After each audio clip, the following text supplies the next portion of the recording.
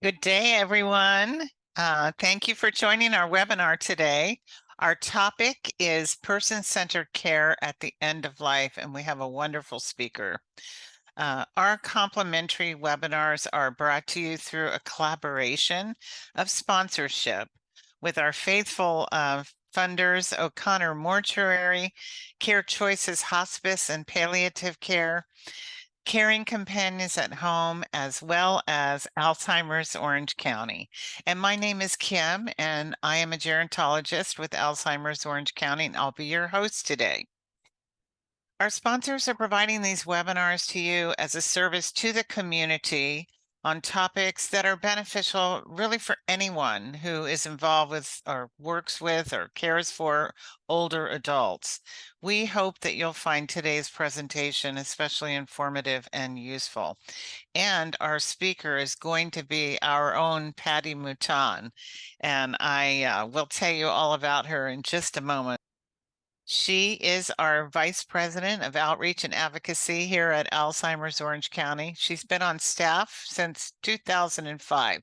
And let me add that today is her anniversary, and we're wishing Patty a very happy 18th anniversary here at Al's OC. In January 2020, Patty also assumed responsibility for the Advanced Care Planning Education Program for the Hoag Hospital Palliative Care Department.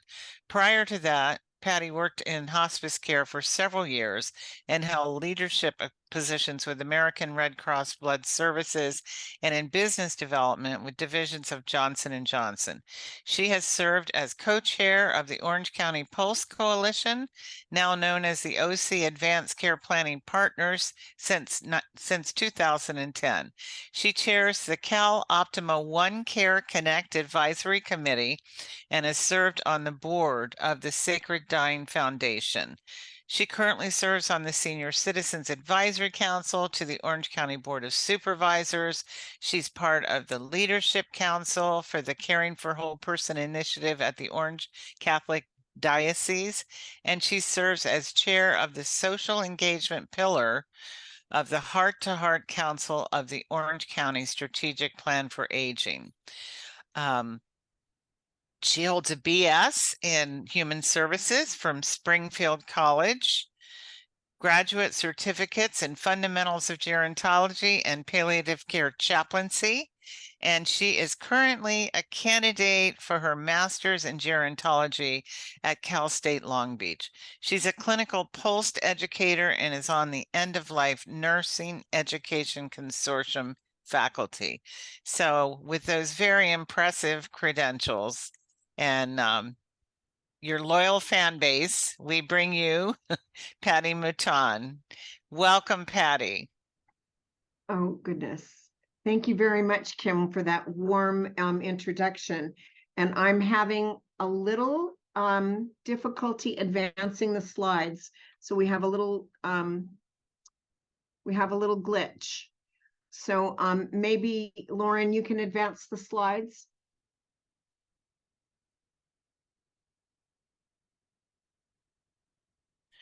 You control the slides at this point, so I would suggest putting your cursor on the slide and seeing if that helps. There you go. There, that works. Yeah, that should work.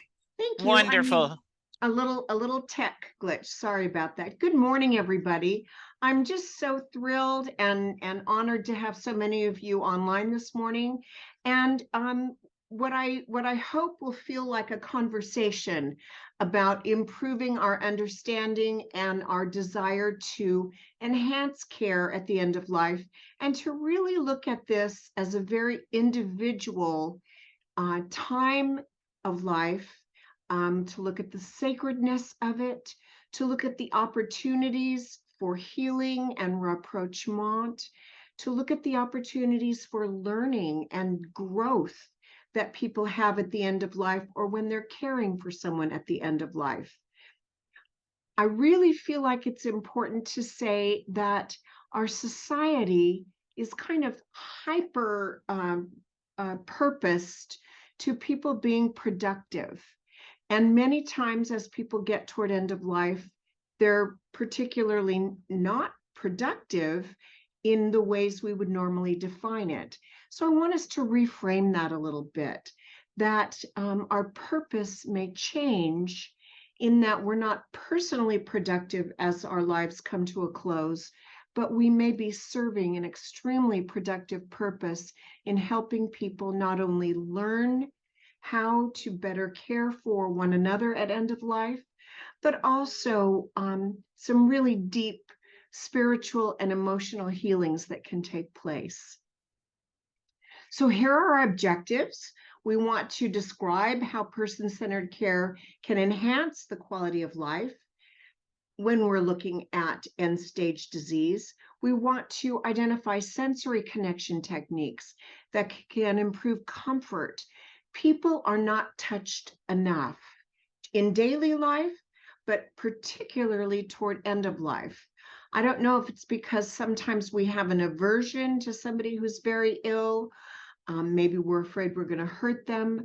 But I really want us to think about how touch can enhance the experience for both the person who is experiencing end of life and for the people caring for him or her.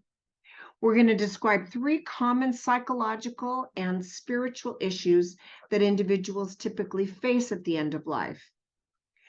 And I love to start this with a quote from Dr. Ira Byock, one of my favorite end-of-life gurus and experts. Long ago, he spoke at an Alzheimer's conference, and something he said has stayed with me all this time, and that is that Alzheimer's disease glues up the elegant neurological network of the human brain. But if we focus on the tragedy, we miss the gifts, because even here, the experience and expression of human life holds value.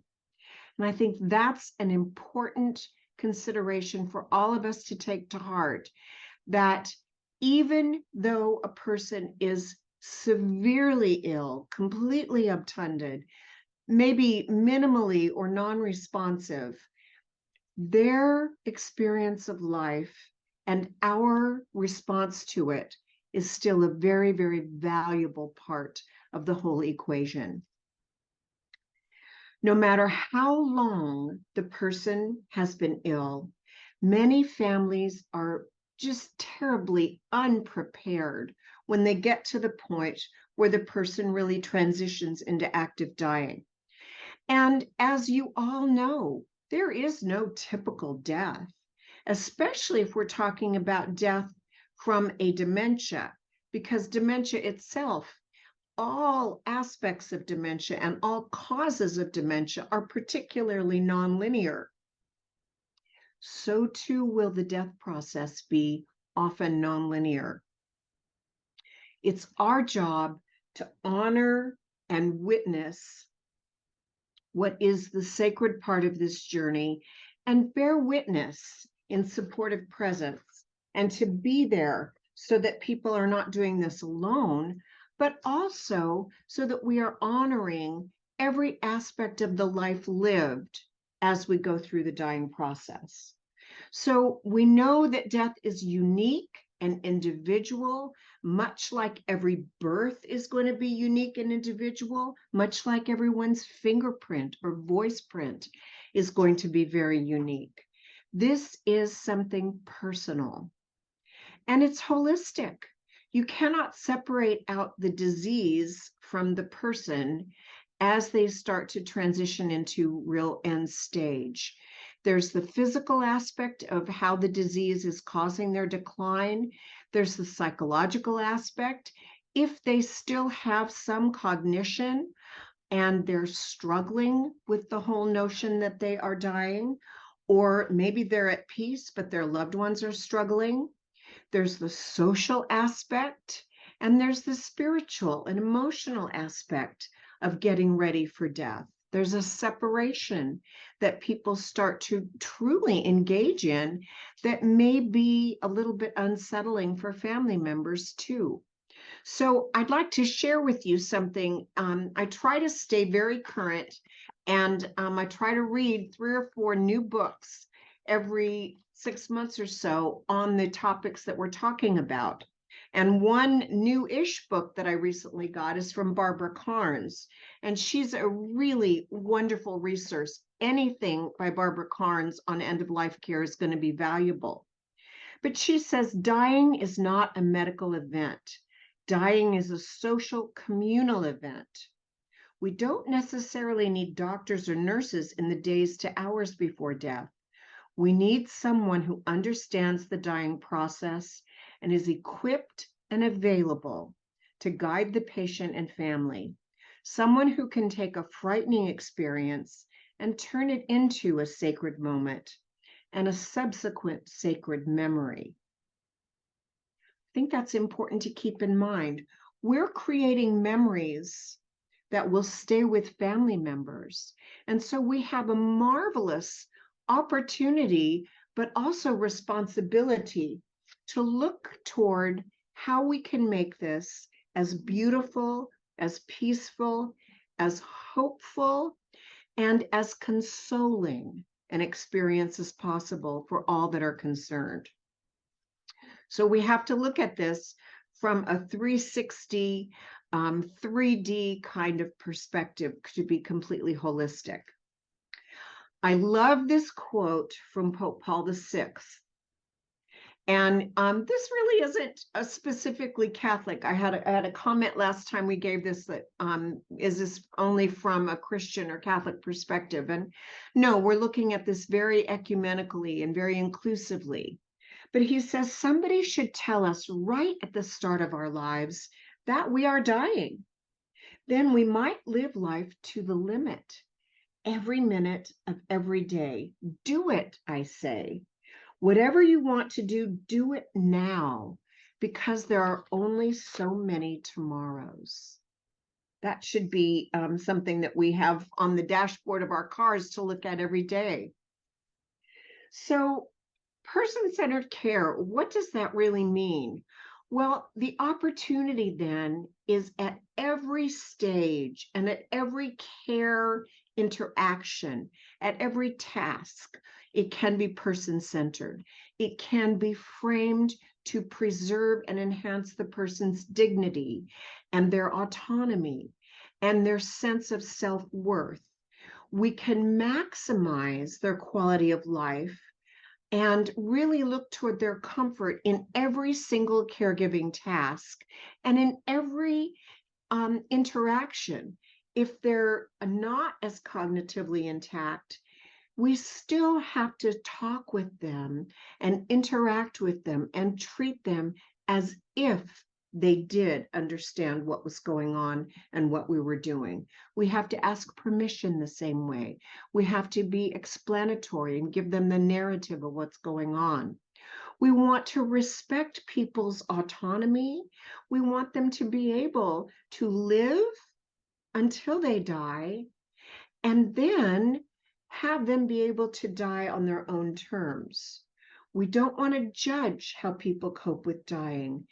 The loss and the grief that people who are actually dying feel is very real. They have anticipatory and real grief. The people around them who care about them, their loved ones, they're experiencing anticipatory grief as the death becomes closer and closer. And that doesn't necessarily prepare them for the grief they'll feel once the death occurs. So we want to be careful that we're not imposing our own belief systems or religious traditions or lack thereof on the family. We want to be very culturally humble and culturally competent and understand what that family's specific beliefs, traditions, landmines are. And we really want to incorporate that humility of culture. And cultural humility is kind of an interesting concept. Many of us can become culturally aware, educated, and maybe even very culturally competent. But do we have that humility? Do we understand that just because this is our belief, It's not better or worse, more than or less than anyone else's cultural experience and the way they want to walk this journey. So that requires a little depth on our part. Here we go. All right. So in person-centered care, we want to be sure that we're not just coming in to provide a care activity, that we are spending time, that we are allowing plenty of time, that we're able to be loving in our speech, in our approach, in our touch. We want to talk with the person, even if they are minimally responsive, even if we think that they're comatose and they're not really even experiencing anything that we say, still keep your conversation as if the person understood everything, because we don't know how much they might be able to take in. And wouldn't it be much better if you come in, introduce yourself, give them a nice touch so that they can feel the presence of another human being, establish some connection and trust. And then if you have to perform a care activity, you explain and you narrate what is going to happen, what is happening, and you thank them for cooperating, even if they don't. But it's much better because if somebody has some understanding of what's going on, even if they can't really express it, and we go to provide some kind of intimate care activity, they could be frightened, they could be cold, it could be really cause some anxiety for them if we don't explain what's going to happen. And continue to ask permission. May I pull the blankets back? May I just help to freshen you up? I'm going to have to remove your Depends, and then we're going to get you more fresh and get clean materials for you. And explain what you're doing. If you're brushing their hair, tell them, oh, I'm going to brush your hair really gently. You look so pretty. Your hair is so fresh. Whatever it happens to be, keep a running narrative explaining what's going on so that they're not wondering. Spend time with the family of the person that you're caring for. Understand what they're going through.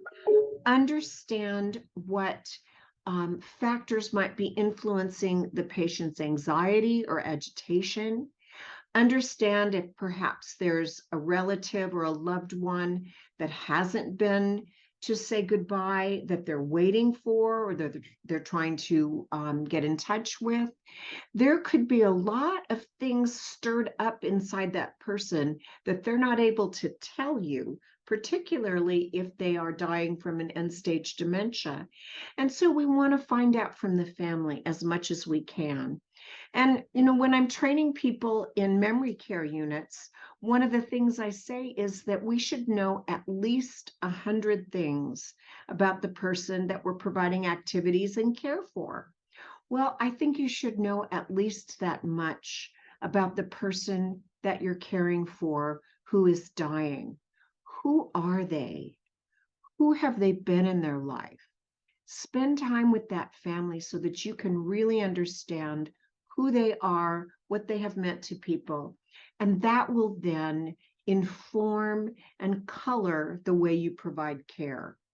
Share memories. Encourage them to tell you their special memories about the person.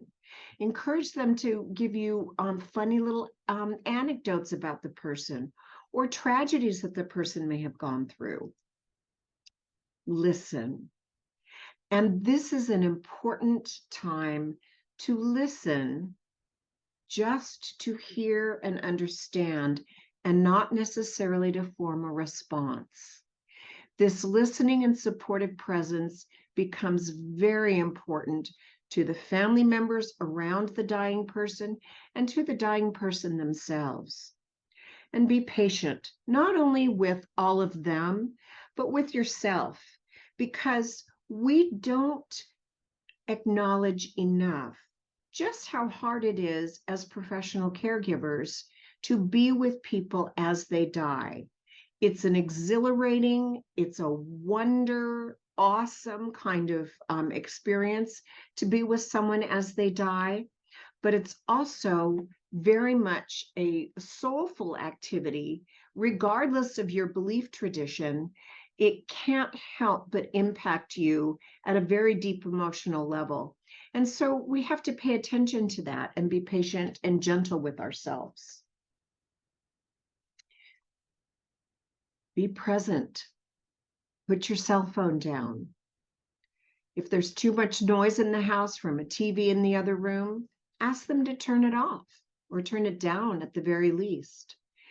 Create an opportunity for a gentle kind of environment. You want the electrons in that room to be circulating in a gentle way and not a frenetic kind of pace. So create that environment, create that peaceful, calm, gentle, tender, and sacred feeling. Now, many people talk about the fact, oh, my family will know what to do. Oh, well, the hospice will know what to do. Well, I hope they understand, what my family is going to want or need. Hope is marvelous, but it's not a plan. Hope needs to be codified. And if somebody is hoping for a peaceful transition to death of a loved one, ask them what that means. Ask them how that will look. If the person is still coherent and can talk with you, ask them, what is their impression or perfect vision of how this could go? And that gives you a little bit of a roadmap of how to put things in place to be able to answer what they want. But hoping for it is not a plan. This is a time to be really prepared. You want to ensure that wherever it's been appropriate, that people have completed a post document. Now, post is for people for whom no one would be surprised if they died within the next year. And we can do another in-service and webinar on, how we talk about the post and how we get it executed with people. But the post can be a wonderful instrument to help us understand exactly what this person would want in terms of care interventions. And maybe they don't want to be intubated. Maybe they don't want CPR or an attempt at resuscitation. Maybe they don't want to have antibiotic treatment if they get an infection at the very end stage of life. Maybe they do or they don't want artificial hydration or artificial feeding. That's going to be something that hopefully has been discussed well upstream, and that we understand what the limitations are for some of these interventions, particularly if the person is dying from end-stage dementia. So the post is this obnoxiously pink document, although a photocopy is legal. And there are many challenging issues in end-stage dementia, particularly for patients who just stop eating. They have a trouble swallowing. Maybe they've had some aspiration problems. Maybe they're not taking in fluid. As a person declines from dementia into late end stage, they're not feeling hunger and thirst the way a healthy person would, or someone years earlier in the disease process. And their body and their organ systems are all slowing down and getting close to that finality. So they're not feeling hunger and thirst the same way. And many people cannot eat very well at all at end-stage dementia. They have lost that memory of how to swallow appropriately, and it's no longer safe to give them real food. But we can always offer comfort feeding. And I tell people when they say, well, what do we give them? One of my favorite things to give people, especially those who are having trouble swallowing, is the meringue part of lemon meringue pie, because the minute it goes in your mouth, it evaporates. But there's that taste sensation. There's the interaction by taking the spoon and doing something nurturing for the person. They get a little bit of fluid in the meringue. And you can follow that up with a drop of water on a spoon or the end of a straw, or even a little bit of water on your fingertip that you can put inside their mouth or use a little toothette swab. But we always want to offer comfort feeding and comfort fluid, but not necessarily concomitant with feeding tubes or artificial hydration. There is no evidence whatsoever that feeding tubes prolong life. And in fact, they may shorten it by causing more infection problems, causing some of that regurgitation and aspiration pneumonia that can be so common in end-stage dementia. So people worry, well, are we starving our loved one? And the answer is categorically no. We still offer comfort feeding, but we don't necessarily get any benefit in end-stage dementia from a feeding tube. CPR. Well, most people don't understand that if you're talking about attempting to resuscitate someone, particularly if they're dying from a terminal illness, CPR is unlikely to provide any kind of benefit, but it's still their choice. And let's say somebody has terminal pancreatic cancer. Well, if their heart stops, that's generally Mother Nature's indicator that the disease has taken its final course. But some family members and some people experiencing end-stage disease may want to try and be resuscitated. That's their choice. But I do think it's important to be able to explain to people that the outcomes of CPR when people are very ill and elderly are very low percentage of people who come back to where they were prior to the cardiac arrest. And I think it's important that we emphasize CPR is an attempt to resuscitate someone. Because if we come upon a person who has no heart rate, no pulse, and is not breathing, what do we call them? Dead. So we're trying to bring somebody back from a cardiac arrest death. And it's not always successful. And it's successful far less than people imagine. It is not like on TV. You don't have a cardiac arrest, then have somebody call the code and everyone comes rushing in and get the paddles and compressions and here we go. And 30 minutes later have a cheeseburger and a beer with George Clooney. It doesn't work that way. And I think it's important for people to understand that less than 10% of people over the age of 65 come back from CPR.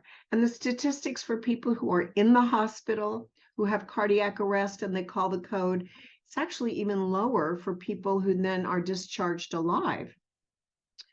So it doesn't work the way we see it on TV.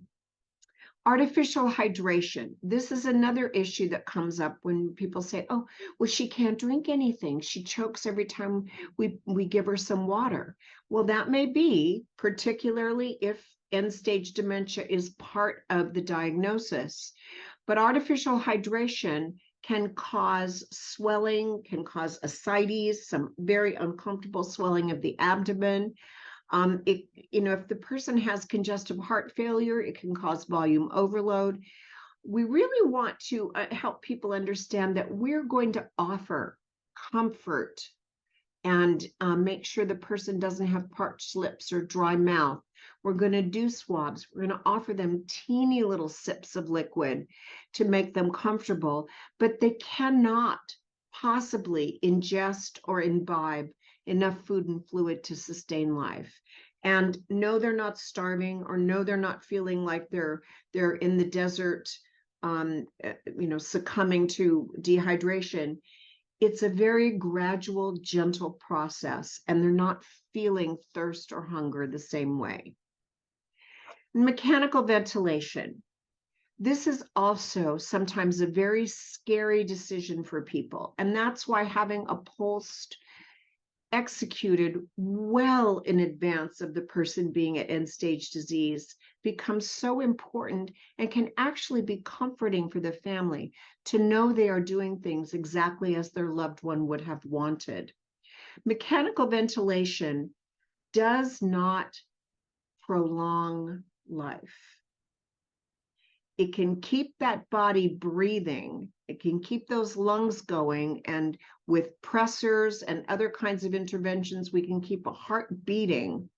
But that is not going to intervene in the death process, particularly at end stage dementia.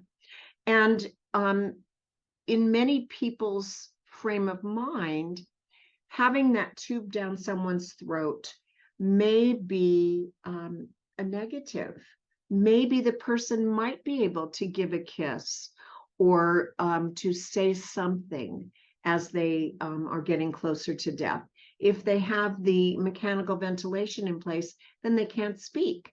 And typically they have to be sedated because otherwise they'd be agitated and might try and pull the tube out themselves. And you can't really explain to someone who's dying, particularly from end stage dementia, why that tube is down their throat. It doesn't really make sense. So it's important from a compassionate perspective that we understand there are sometimes more downsides than upsides to mechanical ventilation, artificial hydration, attempting CPR, and artificial feeding tubes may not be the best thing for a person whom we know is heading toward transition to death. So just like Barbara Carnes said, dying is natural. Now, part of the problem in this country and in most of Western society is that, we do not understand death. We haven't been through it. We haven't watched it. We haven't been in the room. And so it can be foreign and it can be a little scary. And people are like, oh my gosh, they're dying, do something. Well, the do something is to make the person as comfortable as possible if the death is inevitable. If the death can be averted and that's what the person wants, then by all means, that's what we do. But if we understand that this is the normal progression of their disease process, and everybody understands that the person is terminally ill and that this is end stage, then we want to help people understand that this is really a natural part of the life cycle. We want to affirm the life. We want to help people remember the legacy of this person. We want people to talk to the person and tell them how much they have appreciated the impact they've had on their lives, how much they are loved, how much they will be missed. But we also want the dying person to be given permission to relax and let go. And we want to understand that this holistic look is understanding that the body, the mind, and the spirit are preparing to detach from this life and cease activity and into whatever is next. So we want loved ones to know what's going on and answer their questions, maybe not with as much clinical information as we possibly can, but maybe we ask the questions, we answer the questions that are asked. If people say, well, how long is this going to take? Well, you answer appropriately.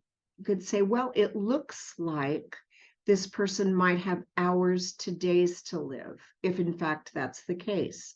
Explain what's going on with the symptoms that the person's experiencing. Explain what your experience has told you. Educate people so that they know what to expect. It's not okay to keep people in the dark unless there's some very, very good specific reason for it. But you don't have to give them all the information all the time, all at once. small, gentle bites of information to help them understand the process. And this is a really great time to model behavior, show people how to respond, and then give them very specific tasks that they can do to participate in comfort. Don't say, well, do things to make her comfortable. Say, rub her feet with lavender lotion that you've warmed very gently. Play music that you know she would love and would make her feel relaxed. Maybe read to the person if they had a favorite play or favorite poetry or favorite prayers or scripture. Read to them aloud and talk to them about what you're doing. Maybe you just sit and hold the person. Another great technique is to buy one of those little baby hairbrushes, the ones that are very, very soft for newborns, and gently brush the person's hair. It provides a tactile stimulation that's lovely, and talk to them in a soft, soothing voice.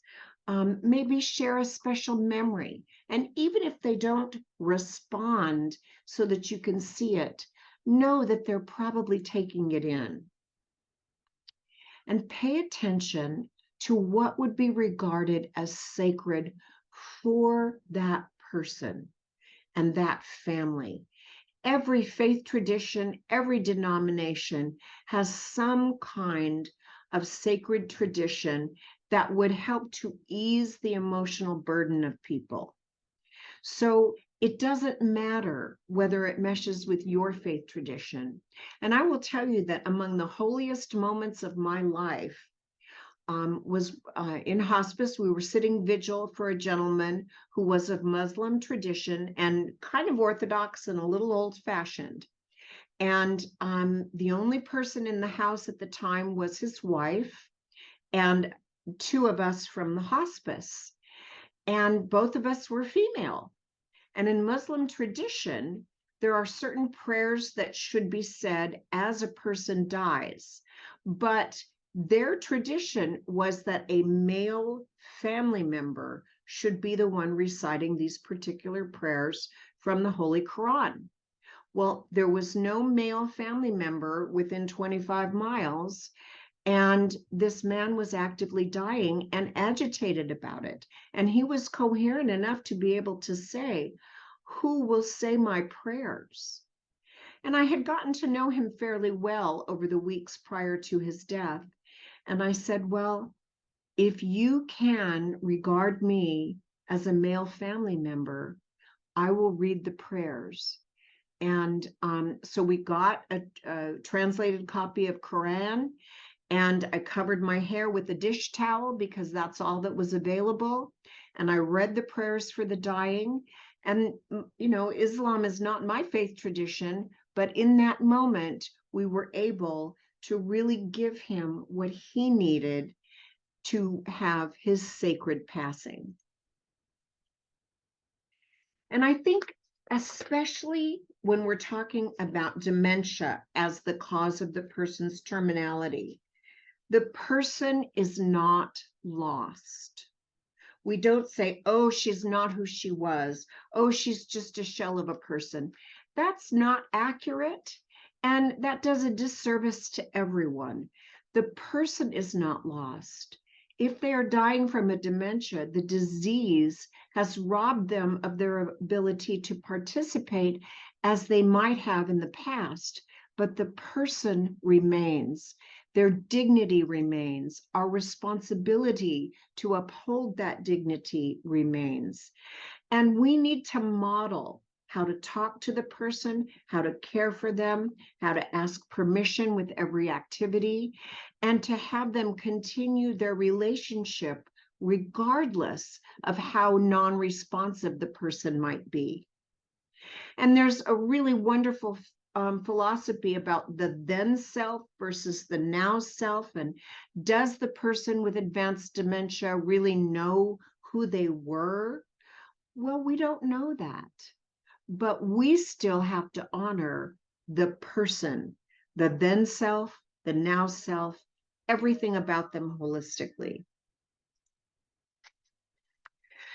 You want to be prepared because family members will say things that sometimes will just make you be aghast. But they might say, "Oh, I can't stand to see her like this. He doesn't even know I'm here. She wouldn't want to live this way. She wouldn't want us to see her this way." Why are we letting them linger on and on like this? Can't we end this sooner? I know some of you must be nodding your heads because you've all heard this.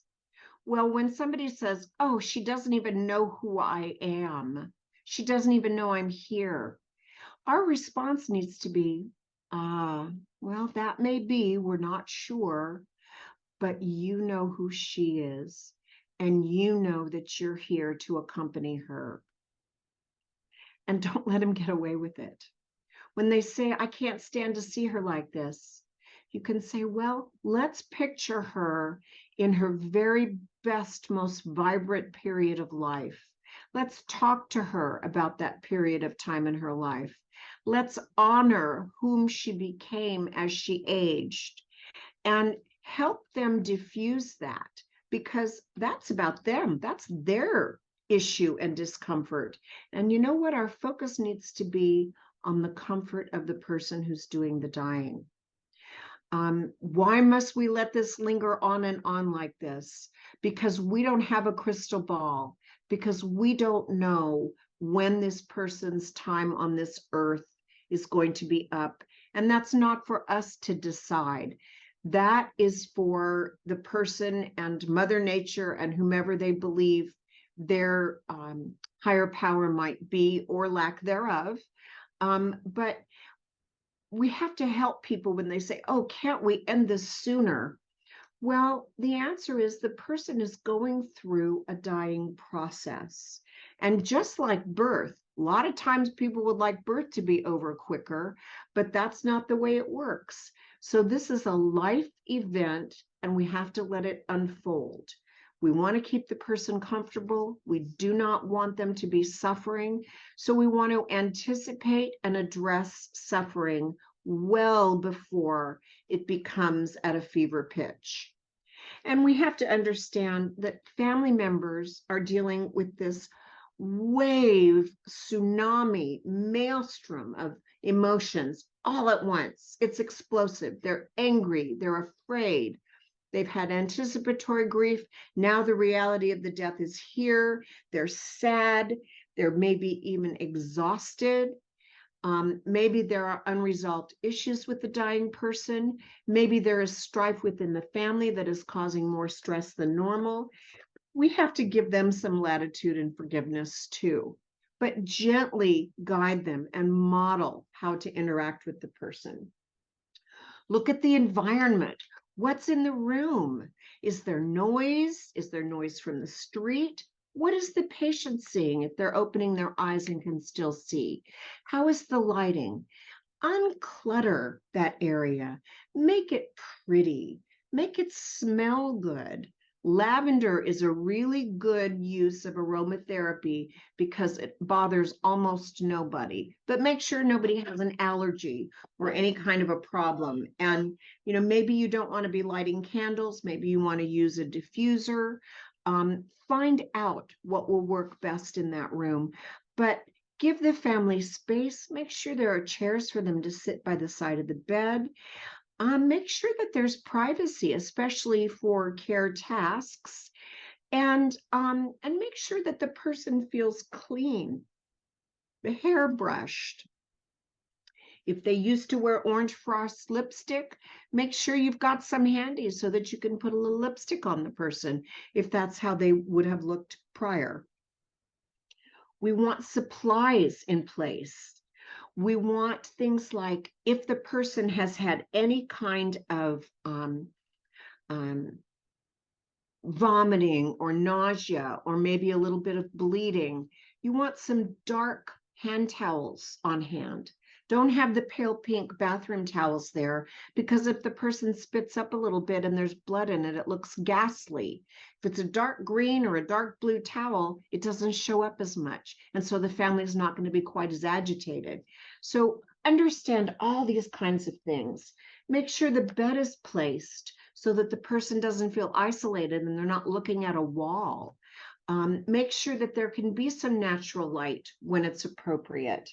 And you want to be able to turn down the lights so that you can have kind of a low light, low sound, calming environment for when you feel that the person needs to be resting. Um, you really want to pay attention, and maybe you do things for the family, like bring home baked cookies, or have them put some cookie dough in the oven so that there's a wonderful aroma in the house, or bake bread. There's all kinds of things we can do to help the environment feel welcoming and warm, calm and safe. So you want to try some of those things. And as always, we want to speak to the person as if they can hear and understand everything we say. We want to explain what we're going to do. And if we're going to be doing any kind of a care task, like turning them or moving their pillows, changing the bed linen, whatever it happens to be, you want to explain what you're doing and ask permission, and treat the person as if they are completely aware. Because even if they're dying from cancer, lung cancer, and they're very sedated and they've had a lot of pain medicine, they might have a moment of lucid thought. Or as they're being moved, it might rouse them. The same holds true sometimes in end stage dementia. Even if a person seems very minimally responsive, they might just have a moment of clarity, especially when they're jostled, or if they experience a little bit of pain. It causes some hyperactivity for them. So little things matter. And you want to be treating this person the way you would want to be treated if you were the one in the bed. So how would you want the person to be talking to you and treating you? And that's how you want to base your methods. All right, so in sensory connections, I don't think you can touch a person too much at this time of life, as long as it's gentle, respectful, and that you're talking to them about it and you're asking permission. But this is a time that you can stroke their hair, that you can make sure their face is clean, that you can have someone or yourself rub their feet with nice lotion, rub their hands with lotion, make sure that their lips aren't dry and parched, little chapstick maybe, or the toothette swabs. Sometimes people feel really great if you just gently massage their skin or their arms, and as if you're pulling out any tension. And you can use those types of techniques that just help a person just relax. Music or white noise, sounds from nature, Tibetan singing bowls are great, but the music or the sounds that you incorporate in need to be in line with what would make that person feel more comfortable. So if they wouldn't have been a fan of Tibetan singing bowls in their health, then let's not use it as they're dying. And sometimes a weighted blanket can be very soothing. You want to be sure that if the person does still have the ability to move under the blanket, that the weighted blanket doesn't impede that. But sometimes that can be very, very soothing. And sometimes gentle singing, a lullaby that maybe is from the person's childhood, can be very meaningful. What would be more natural than hearing the songs of a nurturing mother for a baby as somebody is transitioning into the next part of life? So I think gentle kinds of sounds and singing, maybe prayers, if that would be good for the person. You want to personalize that for whatever is going to make that person most comfortable. When people are asked about what would be problematic for them and what they worry about should they be in a position where they're actively dying and needing to be completely dependent upon others, they worry about being clean. Keep the person meticulously clean and smelling fresh. We are creatures of habit, and human nature is to advance and go toward the person that is attractive and clean and smells good. So that's part of our responsibility. And make sure their clothing is clean, their pajamas are clean. Give them fresh pajamas, give them fresh bedclothes. People worry about being depressed or anxious. Again, we have a responsibility to anticipate where they might be suffering. And if they are going to have anxiety, maybe that's something to ensure that there are medications ordered to address that. We want to tell people that their disease, while it's sad and we're so sorry that they are going through this, that they have permission to relax. But you want to ask them, if they are talking and coherent, what are they most afraid of?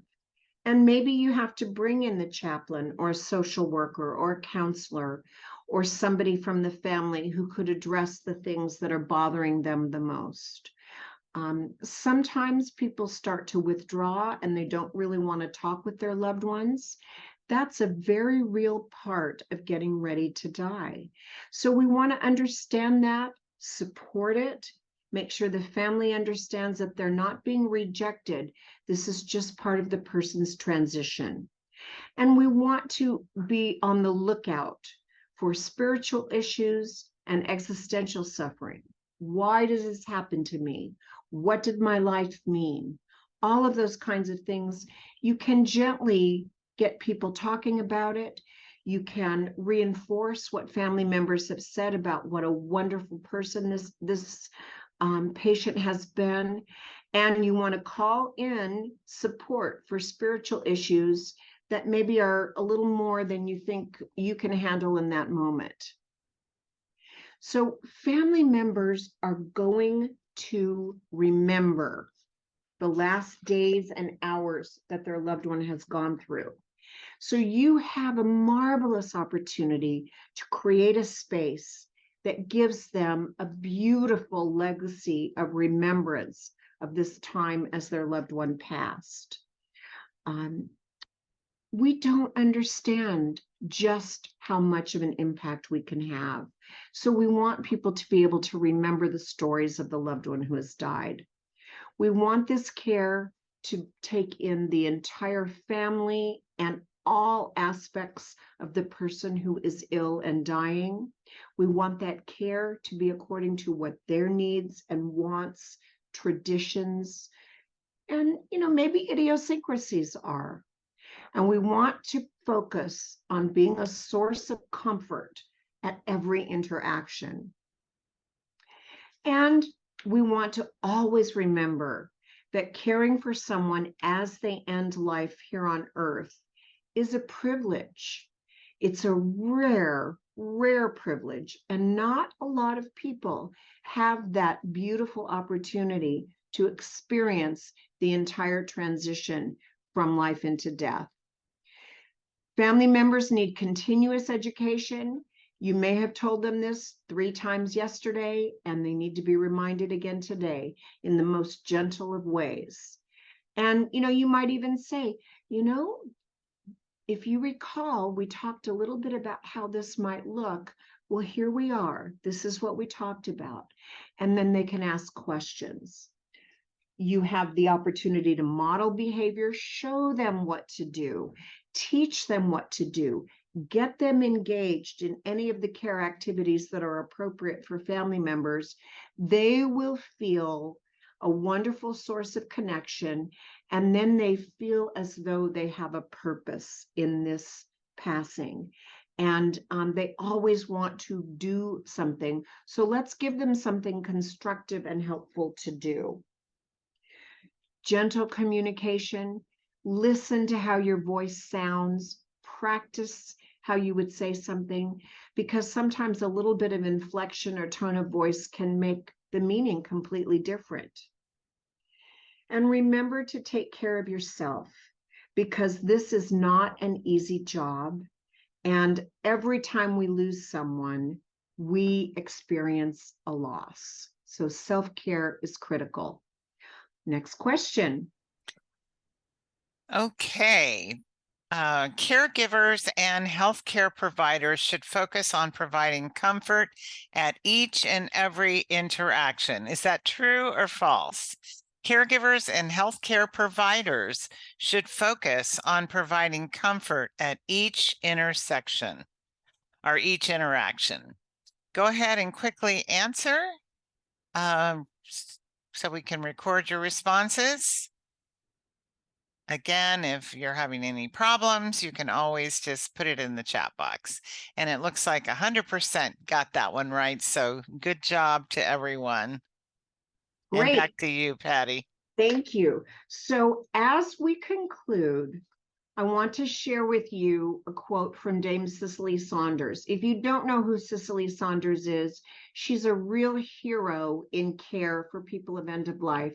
She brought modern hospice first to the United Kingdom and then encouraged people in the United States to adopt the model. She was a social worker and then she became a physician so that she could really address people's pain and suffering. You matter because you are you. You matter to the last moment of life, and we will do all we can, not only to help you die peacefully, but also to live until you die. So I just want to give a nod because some of this has come from the geriatric curriculum of LNEC. And the LNEC project is a marvelous, marvelous resource. If you don't know more about it, look into it. And also we have an extensive reference list, but with your certificates, you're going to get a reading list because I went through and looked at some of my favorite authors on end-of-life care, and I want to be sure that I'm sharing them with you in total. So you'll get a nice reading list, and I hope you use the time to become more familiar and to have this become second nature. Thank you so much for your attention and your interest. And I'll throw it back to Kim. Thank you. Well, Patty, needless to say, it was such a valuable topic and just wonderful, wonderful information. In fact, I'll just read you one comment that one of our guests made. Who can benefit from this presentation? Anyone who is alive and will die, or anyone with a friend or relative who is alive and will someday die. They would all benefit from this excellent presentation and information. So we thank you, Patty.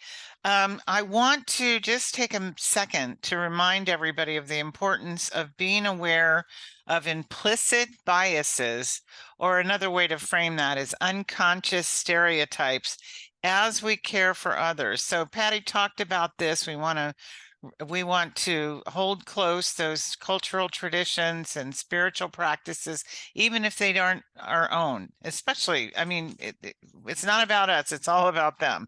So we want to keep that person-centered approach that she talked about when we, where we view each person as a unique individual with unique needs and preferences.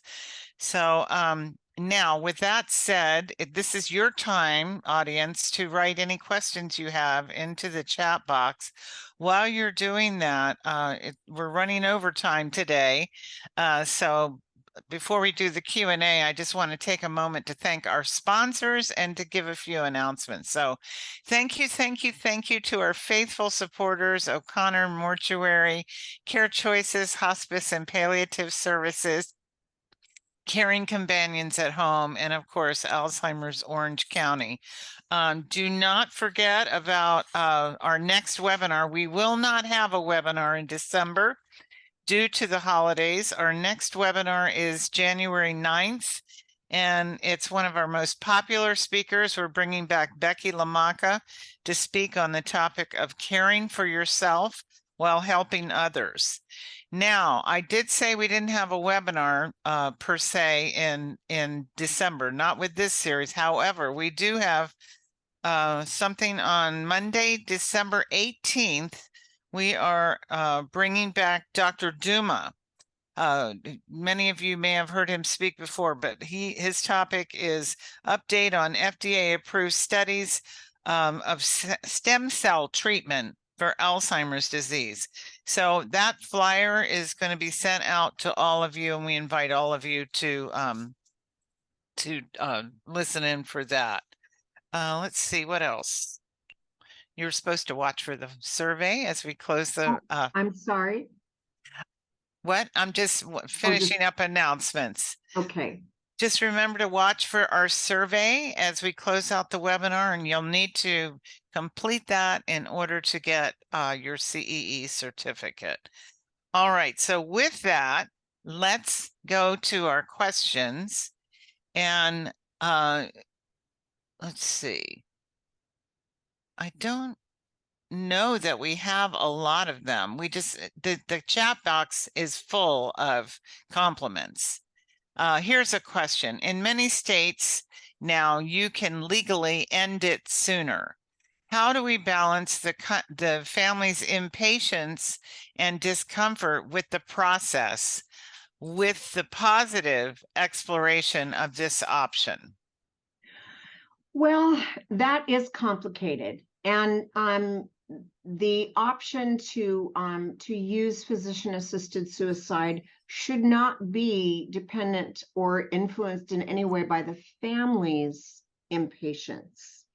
That would be a very personal decision by the patient and should have been discussed well upstream before the person is at very end stage.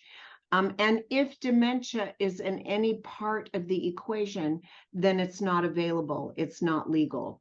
So, there are some very specific rules about physician-assisted suicide.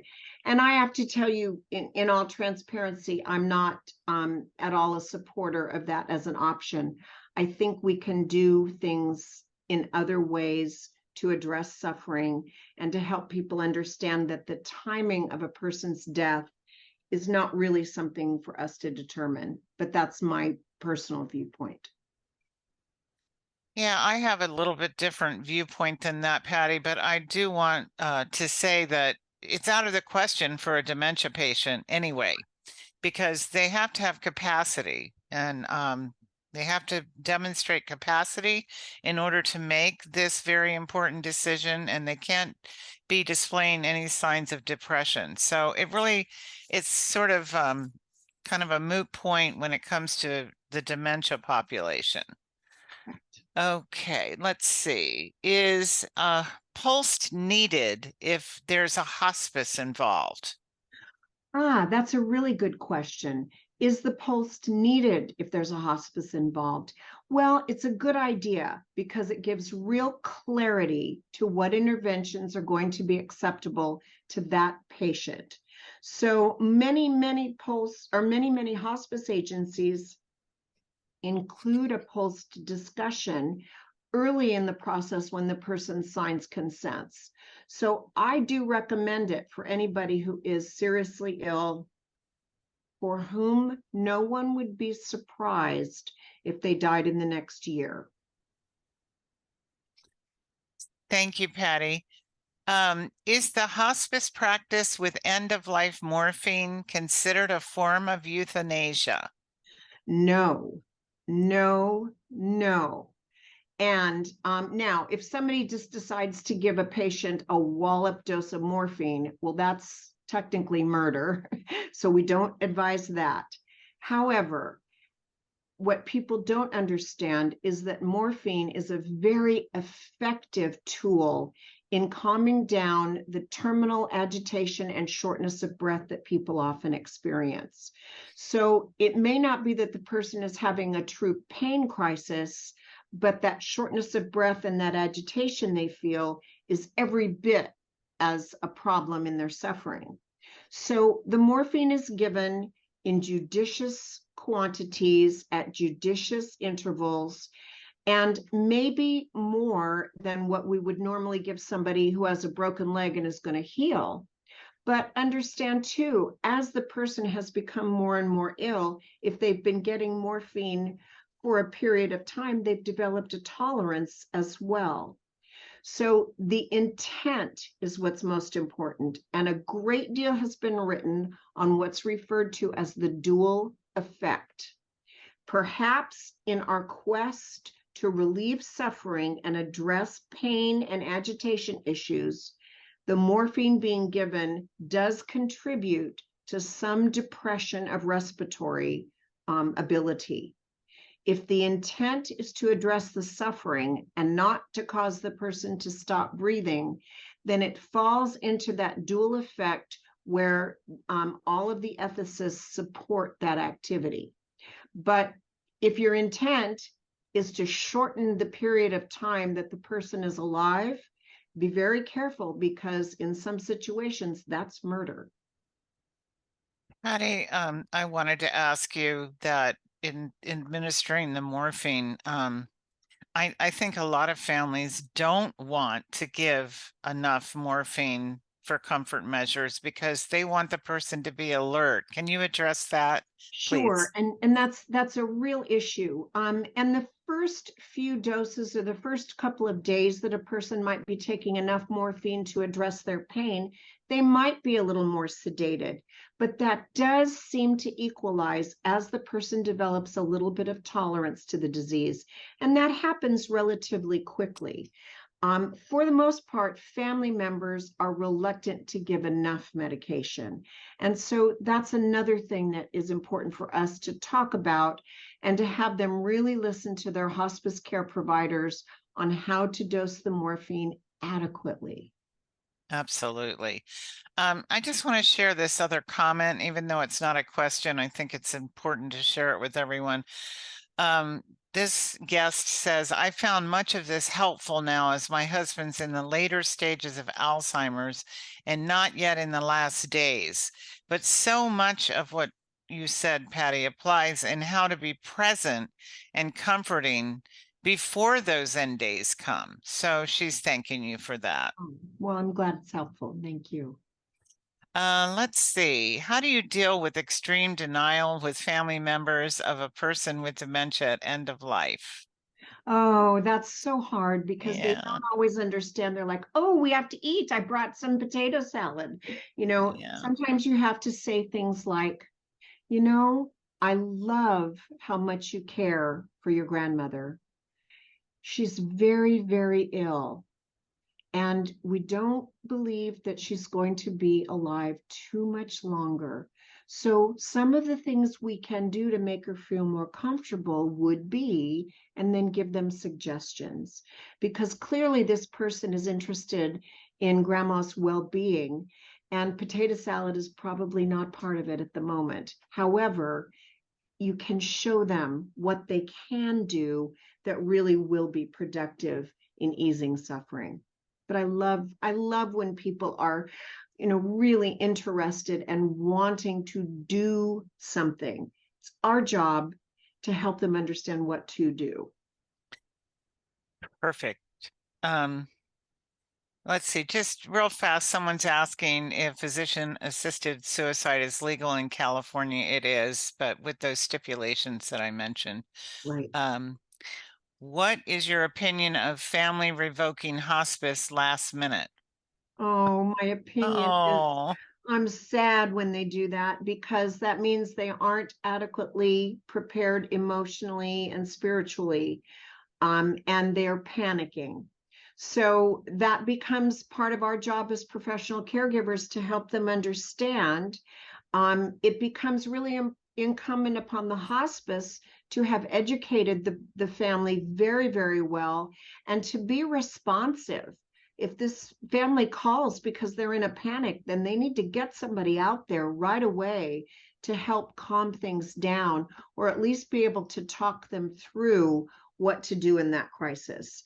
Almost always when family panics and calls 911, it's because they just didn't understand that what was happening, and they weren't necessarily getting all the support they needed from their hospice team. great. You know that Barbara Carnes book? She has many books, but that the blue book Yes. on what it On looks from my like. site. Yes. Yeah, Gone From from my my site. sight. That is such a helpful guide for families. I know the first time I went through hospice was with my father, and I didn't know about hospice then. It was years ago, and or I didn't know about the dying experience, and I panicked and tried to call the doctor the day he died. Luckily Oh, the nurse stopped by because I was just in a panic, and she was very helpful. But if you educate yourself about what it looks like, the active dying process, it really diffuses a lot of that anxiety and helps you. So let's see. I think that's all, Patty, but all of the wonderful comments in the chat box, and I know we'll see lots of them on the survey, and I really feel like this was really just a fabulous presentation. Thank you so much, Patty Mouton, for my being with pleasure. us. Thank you all for joining us today, and watch for the survey as we close out today's webinar. Have a wonderful day. Thank you. Bye-bye.